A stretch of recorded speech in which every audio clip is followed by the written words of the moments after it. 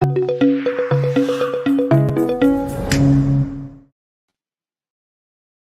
evening and welcome to Imperial Lates Online, our public event series exploring research at Imperial College London. My name is Dave Worrell. I'm a master's student here at Imperial in Science Communication, and I'm going to be your host this evening. All of the Lates Online events this week are celebrating the sun, which has covered everything from physics of the star itself to how important sunlight is for life on Earth, to the role it could play in developing a greener society. Tonight, we will be riding the solar wind and exploring space weather with solar physicist and Stephen Hawking Fellow here at Imperial, Dr. Martin Archer. With Martin's expert guidance, we will be looking at how the stream of solar particles that make up solar wind impacts our home planet and what studying it can tell us about the nature of our closest star.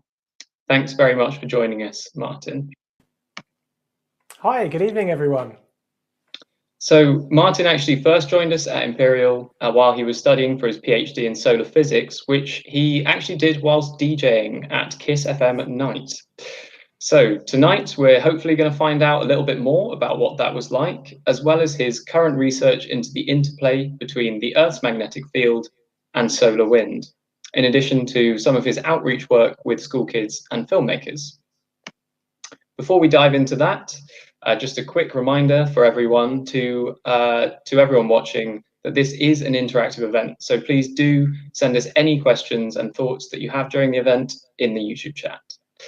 The chat is being moderated by Holly from Imperial's public engagement team and Adrian, a physics research postgraduate here at Imperial and one of Martin's colleagues.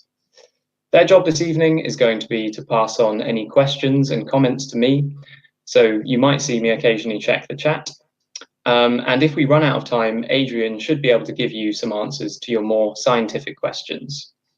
We also have James working behind the scenes to make sure everything is working smoothly. So if you hear me asking James to do something, I haven't lost the plot.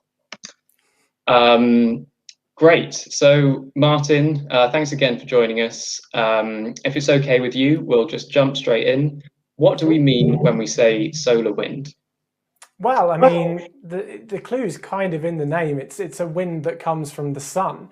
Now, you might be thinking, well, why does that even exist? And that's something that we've only really known about for about 100 years or so. I mean, just slightly less than 100 years. Basically, if you think about the sun, actually think about how the sun forms. That's actually what you can kind of see in this picture behind me, a nebula of gas which collapsed in on itself due to gravity.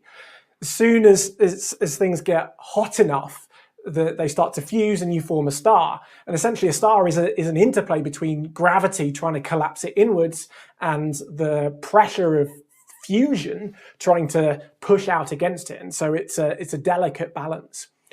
But actually, you've got to remember that pressure is always about, and temperature is always about the average amount of energy. So there will always be some particles that have a bit more.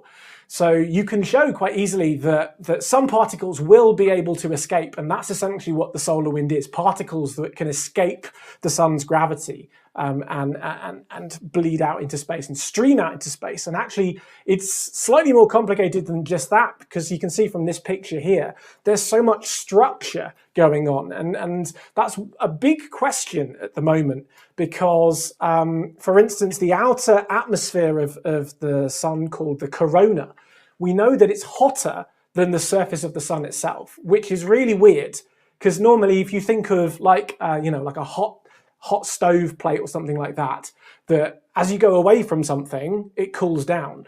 Whereas with the sun, it seems to heat up off of the surface. And that's a big problem that current missions that are trying to get closer to the sun than we've ever been before, so that's Parker Solar Probe and Solar Orbiter, they are trying to answer that question about the origin of the solar wind and why the corona is hotter than we might expect.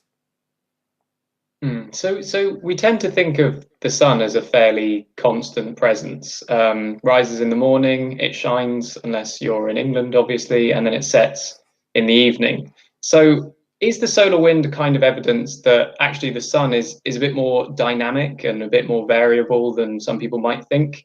And Oh, yeah, could you massively. tell us a bit more about what the volatile behavior of the sun is?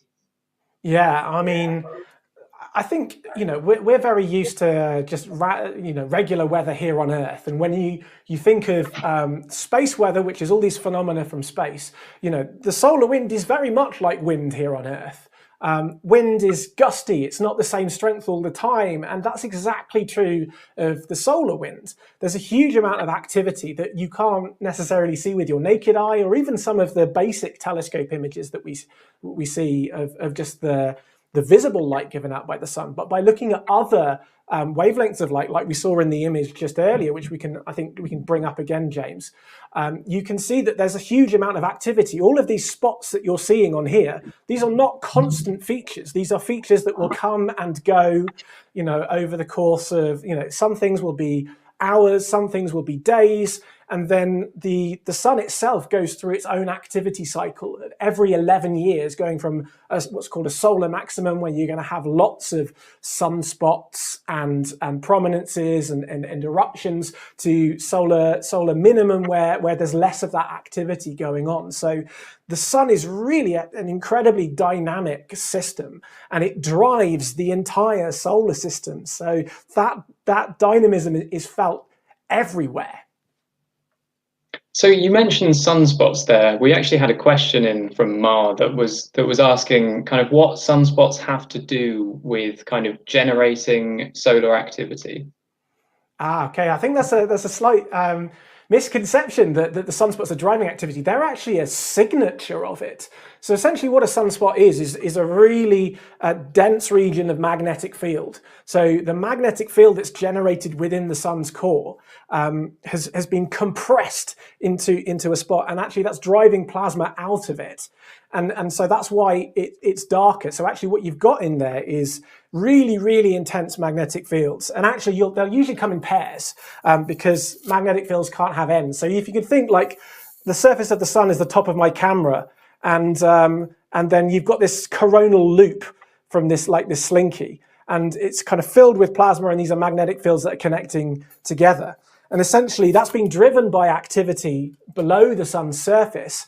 And these structures then can erupt. They can go through a process called reconnection and be launched out into space. That's just one way that we can have solar activity. So the sunspots are a consequence of the activity, not the driver. That's pretty interesting. And we actually have a question in the chat from Alfie, which you touched on the issue of the corona being really hot, which stops missions getting close to the sun. Are there any other issues that prevent us from getting close to the sun? Well, I mean, the sun is, it's emitting a huge amount of radiation, and the thing about being in space compared to being in the here on Earth in an atmosphere, right? Things can heat up just by being illuminated, because there's no other atmosphere to kind of absorb all that radiation. So you can go from very extreme temperatures. For instance, you think of the two missions that we're sending close to the sun, like Solar Orbiter, Parker Solar Probe. They have to have these incredibly thick heat shields on the side pointing towards the sun, because they will massively heat up. But then on the far side, there will be at only a few degrees C or even negative temperatures. So it's a really extreme environment being in space, and we see the same even from orbit around the Earth, that things can heat up really hot, and as soon as they get out sunlight, they'll get incredibly cold. Another difficult thing about getting really close to the sun is you've got to remember that we are going around the sun quite fast, 20 odd kilometers a second. We are whizzing around the sun. And so to be able to get close to the sun, you have to be able to cancel out that orbital speed, because the closer you get in, that's just going to amplify. It's very much like if you think of like a ballerina, right? If you've got your arms out wide and you're spinning around, you won't spin very fast. As soon as you bring those arms in, you'll speed up your spin. It's a conservation of angular momentum. The same is exactly true in the solar system. So actually what you want to try and do is try and negate as much of the speed that the Earth has imparted upon you as possible. And so the way that these missions are doing that, they're actually using Venus as a brake. So they will fly by Venus very, very close and actually have it brake on the planet through its gravity so that it can get rid of some of its orbital speed and therefore be able to go closer and closer to the sun. And both of those missions are still doing that. They're not at the closest that they will ever be to the sun just yet. There's a couple more years ahead of these sorts of maneuvers. So it's a pretty complicated process then. Indeed. So I think, Martin, we've got a visual that's going to allow us to kind of take viewers on a bit of a journey around the solar system to explore what happens to solar wind. So would you mind talking us through that? And I can just start us off with a quick question. How do solar winds actually originate? Wow, I mean, I think the solar wind originates in the corona, but actually how it goes from the corona to escaping the sun is a big open question that these two missions are actually trying to answer. So I can't really give you an exact process, other than what I briefly said earlier, is that some particles will be able to escape. The exact process that it goes through and where the specific streams and parts of the sun that largely the solar wind that we see here on Earth comes from, that's still quite difficult to determine and understand the underlying physics. So that's the reason why we're still doing this, and the reason why we're actually sending missions close to the sun. But what you can see here is is a representation of the sun, and if you can imagine that there's a solar wind coming out, it's dragging the sun's magnetic field out with it. Now, very close to the sun, that's going to be almost radial, so it's going to be pointing outwards from the sun, but you can see that the sun spins around. So the sun has a rotational period. I mean, from our point of view on Earth, we see it go round every 27 days. That's actually only at the equator. The poles actually go slightly slower because it's not a solid body, the sun. It's just made of plasma, so that's free to flow. So you have actually different rotation rates depending on the latitude. And so you get this kind of spiral pattern as the sun goes out, as the solar wind goes out, it sort of drags the sun's magnetic field with it. And if you imagine, if you were sat on an office chair and you were squirting out water and you were spinning around, if someone were to look down on that, you would kind of see these streams that go in these spirally patterns. That's exactly what happens with the solar wind. So you get these spirally patterns in the solar wind. We can't see them here because it's not shown in the simulation, but just imagine that they're there. And as the solar wind kind of streams out, the plasma itself will expand. But one of the other questions that we still don't know the answer to is actually somehow the solar wind accelerates and it also heats in a process that we don't quite understand why. So you know that when gas expands, it should cool down. And that does happen, but it doesn't cool down as much as we think it should do based on our understanding of gases. So something else must be going on. And there are some ideas that maybe turbulence is to play in this, but actually finding that out is one of the reasons also why we're trying to get closer to the sun, to take measurements nearer to the source, to then try and work out exactly how the solar wind travels out. Okay, we can see some of the planets here. So we can see Mercury very close in, Venus, and then our planet Earth here. Now these all act as obstacles to the solar wind. Mercury, just like the Earth, they have magnetic fields generated in their iron cores. Now Mercury is a tiny planet and it's got a tiny magnetosphere, really, really small. The Earth here, we have a protective magnetosphere as well. Venus doesn't have a magnetic field in its core, but actually the energy of the sunlight is able to produce plasma at the top of the atmosphere and what's called an ionosphere. And that can induce a magnetic field, and that acts as a barrier to the solar wind. So you can have these kind of magnetospheres that are generated within the cores of planets, or you can have ones that are induced just because these planets have atmospheres. Mars is a very similar case, actually. We think it used to have a magnetic field, but it seemed to have lost it. And there's some evidence in some of the crustal rocks that it used to have a magnetosphere, and that's all the remnants that are left over now, but it also has this induced effect because of the Mars. Even though it's got a fairly thin atmosphere, there's enough of an atmosphere there to form an ionosphere and deflect the solar wind around it. Let's move further out in the solar system over to the gas giants like Jupiter and Saturn. These have immense magnetic fields being generated in their cores. In fact, Jupiter's magnetosphere, the entirety of it, is way bigger than even the sun. It's utterly huge, and we've got missions such as Juno there at the moment, and JUICE will be exploring some of the icy moons in the magnetosphere of Jupiter to look for potential for life there. Saturn as well has a huge magnetic field, and actually we're really quite puzzled how it even has one. Because normally, you look at the Earth and actually you probably know that the magnetic pole is not aligned with the rotational axis, so the actual North Pole.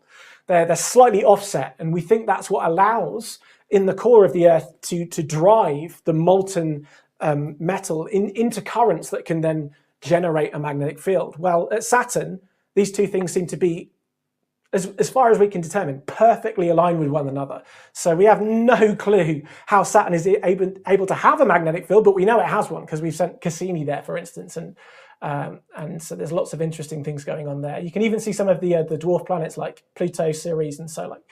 And actually, if we zoom right out, here's the Kuiper belt. You've got Neptune, and if we get to some 125 times the distance between the Earth and the Sun, that's where the solar wind stops. So the solar wind is slowing down, and eventually the pressure of the solar wind equals the pressure of the interstellar medium that our entire solar system is flying through, and that's called the heliopause. And we know that both Voyager satellites have passed through that, and so they are now in interstellar space. So the heliopause is the point at which the solar wind dies out. Exactly. It goes no further. The sun has no more influence in terms of its particles beyond that. Okay. And I think you kind of briefly mentioned this, but as the solar wind is traveling out from the sun, obviously it stops at a certain point. Do its properties change at all as it's moving out? Oh yeah, they change quite dramatically from the point at the sun to further out.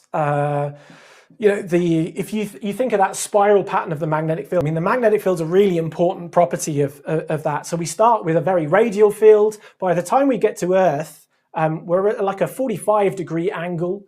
Let's look down on the top of the solar system and zoom right in. So we've got, you can imagine it goes like so. So it's about 45 degrees to the Earth, and it keeps on doing that. By the time you've got to Jupiter and Saturn, the magnetic field's almost at 90 degrees to the sun. So it's changed completely the direction from pointing radially outwards to pointing tangential to the sun. So that's one property. I mean, the solar wind, it eventually sort of peters out. It becomes less dense. It's it gets hotter than we think it should do normally. So this means that the conditions that are impacting upon all of these different planets vary considerably. So it's not only the planets themselves and how they have, what sort of magnetic field they have. It's what's the solar wind like at the place where this planet is. So it's a really, really quite complicated interplay. And so actually showing that similar physical processes are going on with these space plasmas, from the ones that we see at Earth to the ones that we see at Jupiter and Saturn, it's quite difficult to disentangle, actually. Mm. And you mentioned, you obviously mentioned Voyager 1 and 2 that have got to the edge of our solar system. What other, I think you mentioned earlier, the Parker Solar Probe. So yes. Could you tell us a bit more about what that actually is and how it's changed our understanding of the sun? Yeah, so Parker Solar Probe is one of these two missions that is traveling as close to the sun than we've ever been before. So Parker Solar Probe is the NASA mission, and Solar Orbiter is the European Space Agency mission, so the ESA mission. So they're very similar missions, but they're also slightly different. So Parker is going to get closer to the sun than solar orbiter. Solar orbiter is actually going to start coming out of the plane where all the planets live. So you can see all of these planets, they're in, approximately the same plane as one another, called the ecliptic. And solar orbiter is going to pop out of the ecliptic to measure the solar wind slightly outside, because we know the solar wind varies with latitude as well. And they have slightly different instruments. But what Parker has managed to do so far, it's identified these things that we call switchbacks. So you remember I said that the solar wind very close to the sun is almost radial. It's like pointing in one direction. Well, actually, we found that it can be kinked. So there are, very often the solar wind points, the magnetic field points, say, in this direction, and it kinks back on itself and then goes back up like that, which is really quite striking. There's a really spiky, if you look at the data, features. And what we've been able to show is that these are what are called Alphane waves. And the way to think of those is actually in a plasma, when you have a line of magnetic field, it's actually very much like a spring or a string under tension. And so if you wiggle it, then you can have a wave just like you would with a string or a spring. It will travel along it. And so these switchbacks, these bends backwards, are Alphane waves that are coming from the solar corona and then going out into the heliosphere.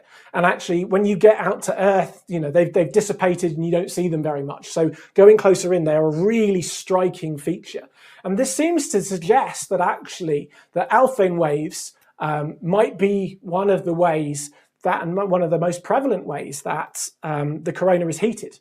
So we're releasing magnetic energy through these Alphane waves, and that's what might be heating up the corona. We still need to get closer to the sun to show that that's actually the process going on, but it seems some tantalizing evidence towards that. Brilliant. And I should say that question was from Carl Y. He sent that in advance, and please do keep sending in your questions as we go along. So Martin, we've kind of spoken about the solar winds in the solar system at large. I think it's probably time to zoom in on the Earth. So what exactly happens when the solar wind meets Earth? Yeah, so Earth has a magnetic field, right? Generated deep within its core. So it's a pretty strong magnetic field. And we also have a source of plasma, which is the top of our ionosphere. So the solar photons, they hit the top of the atmosphere, they ionize them, and so we have plasma kind of flowing out from the top of our atmosphere. And the plasmas from the solar wind and the plasmas coming from the ionosphere, they're not allowed to mix.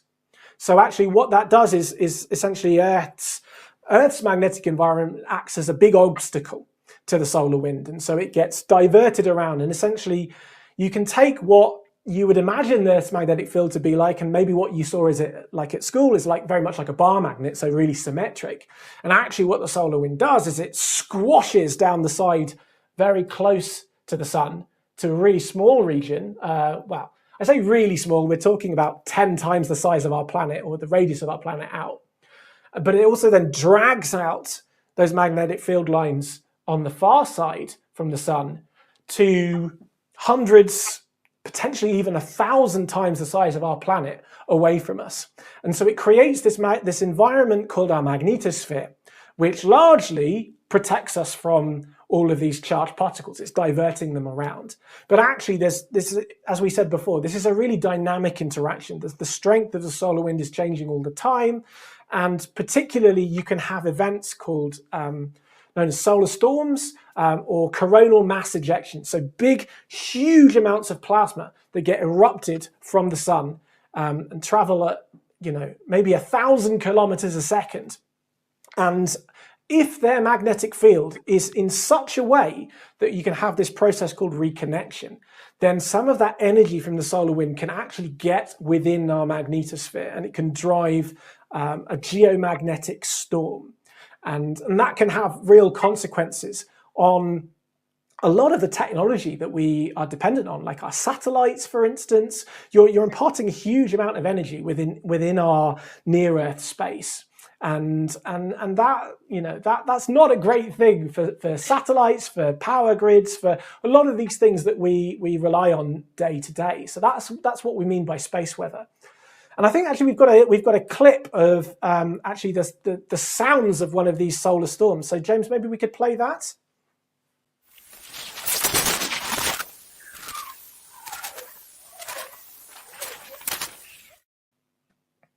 So you're probably wondering, what on earth is that, and why is there even sound in space? Because you're probably told there wasn't any sound in space. Well, actually, what we've done is we've taken measurements of the analogues of sound that do exist in this plasma medium, but they're at ultra low frequencies. So we've sped it up, and so actually what you heard there in just about 5 or 6 seconds was an entire week of the magnetosphere. And I'll just describe what you heard, and then we'll play it again. So you heard a big crunchy sound, and that was the arrival of this coronal mass ejection at Earth's magnetosphere, causing a storm, and that lasted for about a day. And then what you heard was some whistling sounds. Now these were, you can think of them as like the guitar strings of Earth's magnetosphere. So I said that magnetic field lines are very much like strings under tension. Actually, the ends of those field lines very much fix them, so you can get these resonances, very much like musical notes. And so they were being driven by some of that energy left over from the storm, and their pitch was going down because we're actually recovering. The whole magnetosphere was starting to recover from the solar storm, and so that actually drives their frequency down. So let's listen to that one more time. Now you know what it is.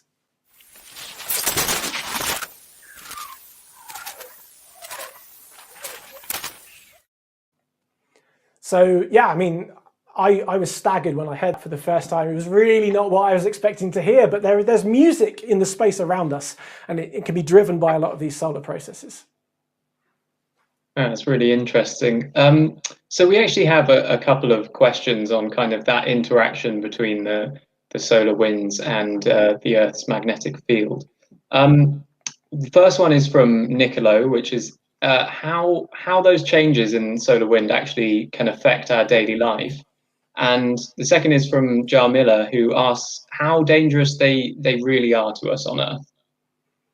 Yeah, so you're right in that it's the variations in the solar wind that can really affect us. So you've got to have the right conditions to kind of have a really efficient transfer of energy from the solar wind into our magnetosphere, but it can happen quite often. So actually, I think one of the things to remember is the aurora borealis, the northern lights, right? We look at those and we think that they're beautiful, which they are. They are utterly stunning, but I like to think of those greens and reds as actually something of a warning light, because they are an absolute consequence of this space weather process of energy from the solar wind causing, through reconnection, energy to come into our magnetosphere and then accelerate high energy electrons down the field lines, bombarding the top of our atmosphere. That is what the northern lights are. It's high energy electrons exciting the atmosphere up to higher energy levels, and then as they relax down, releasing that light. So that tells us there is more radiation at the top of our atmosphere when the northern lights are going on than when you don't see them. I think that's something that a lot of people don't appreciate. That it's beautiful, but it's also, it's a worry, it's a warning process. And actually, when you have the northern lights kind of visible at lower latitudes, that's a sign that actually our magnetic shield is being eroded more. It's being subject to these space phenomena. And if you take some really extreme events, like there was a thing called the Carrington Event about 120 odd years ago, which was one of these really massive ejections from the sun. And it was so effective at getting that solar wind energy into our magnetosphere that you could see aurora from Jamaica.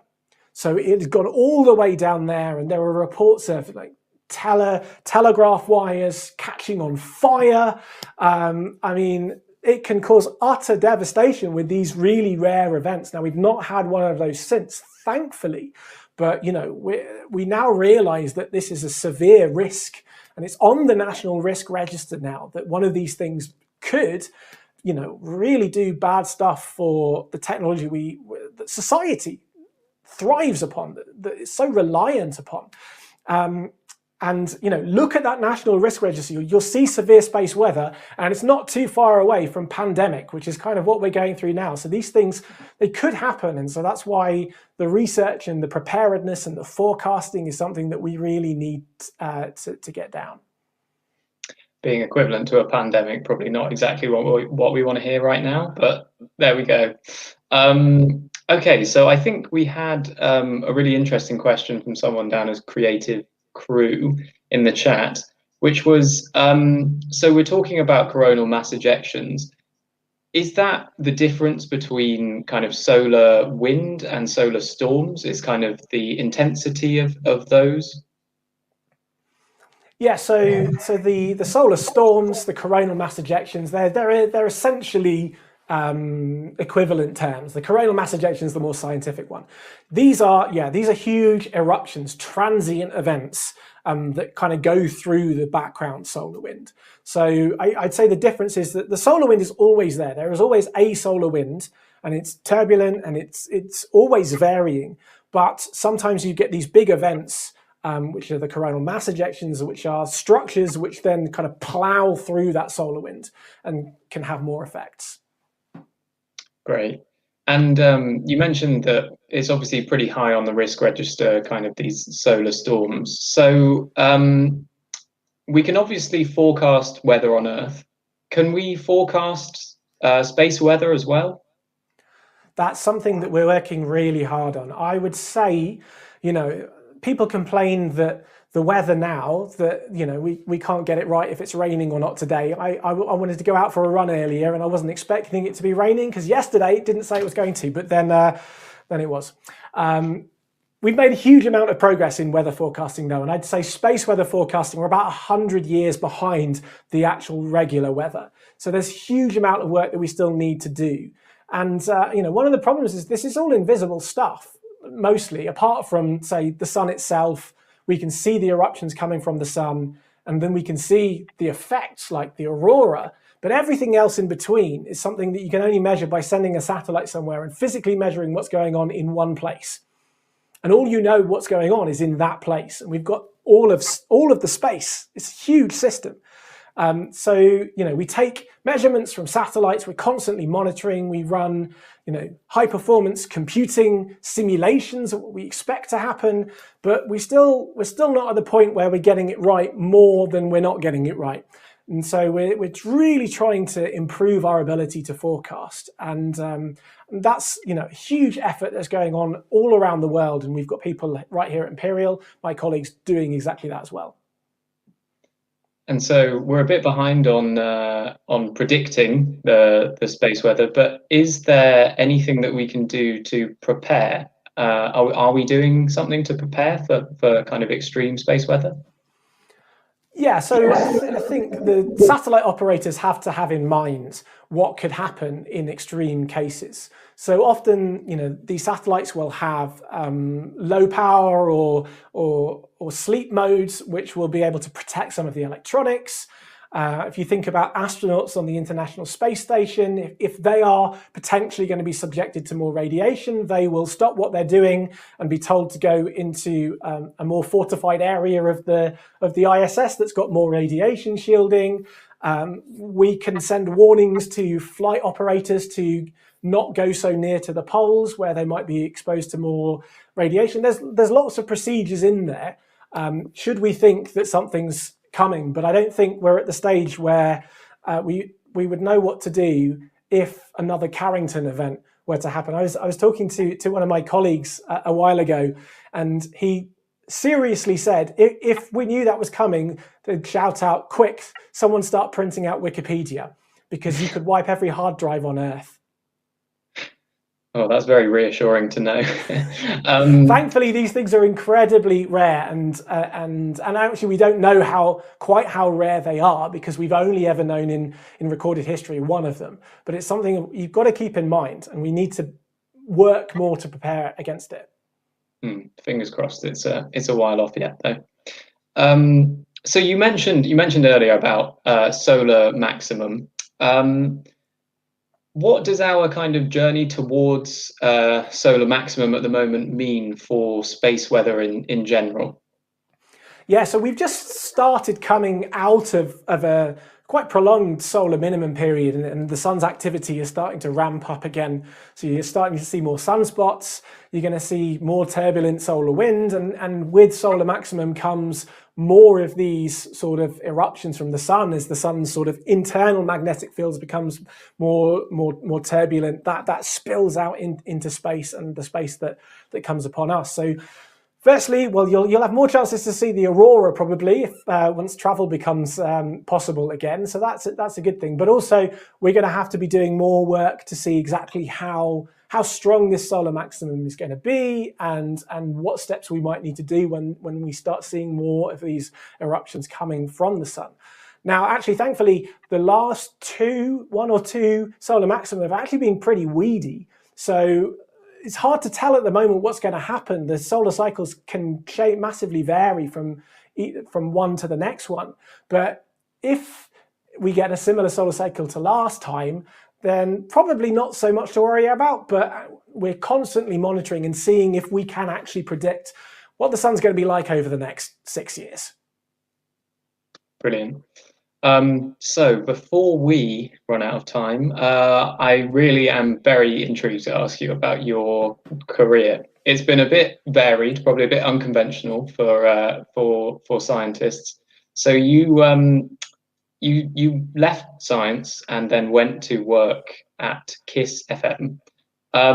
So what was a typical day like when you were completing your PhD during the day and playing the latest tunes from Rihanna at night? Yeah, I mean, I was doing 12, 13-hour days non-stop. So yeah, the day was I was sat at computers analyzing data from satellites, trying to work out the mysteries of what happens in the space environment around our planet, which was incredibly interesting and really thriving. And then I'd hop over to the other side of London, go into the studios, and then I'd be playing the latest tunes and having a laugh with London and the rest of the nation about what's going on in popular culture. And actually, KISS has a really young audience. So most of the people listening on the evening show are people doing homework. So we'd joke about maths and science and things like that. So I absolutely loved doing both of them at that time. And I'm really glad that I had the opportunity throughout my 20s to be a radio DJ. But I've seen that transition now into doing like science on YouTube, science more on television, and now with the Stephen Hawking Fellowship, where I'm not only trying to uncover some of the fundamental processes that happen in space around our planet, but share them with really wide and diverse audiences. And to me, it made sense at every single step of the way, even if it's a bit of an unconventional journey. Yeah, I suppose there's that through line of audio anyway. So do you think that your kind of experience as a DJ influenced your kind of choice to conceptualize these solar winds as kind of audio? I think even if it wasn't conscious, it must have played something. I've been really quite kind of technical about audio through radio, through DJing. So it's given me, a sense of, I'm very much like listening to things and picking out detail on what I listen rather than being so visual.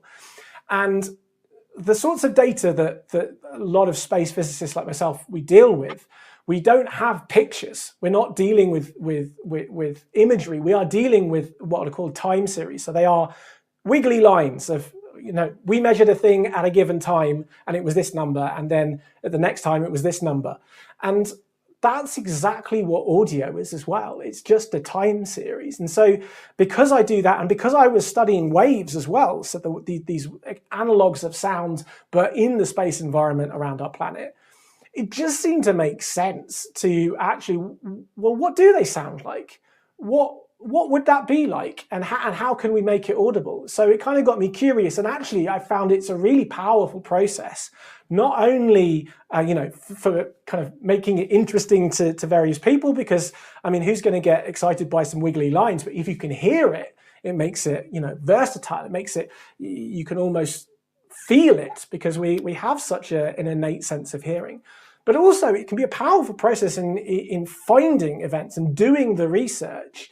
That event that we played earlier, that was found by school kids listening to the data.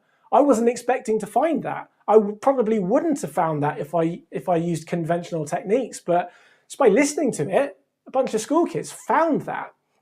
And actually we've done other stuff with this sound, like it's not only about kind of conveying the science. Actually, you've got a resource there that you can get creative with. And so another project that I sort of spearheaded with this was, okay, well, let's use these as creative elements in independent films.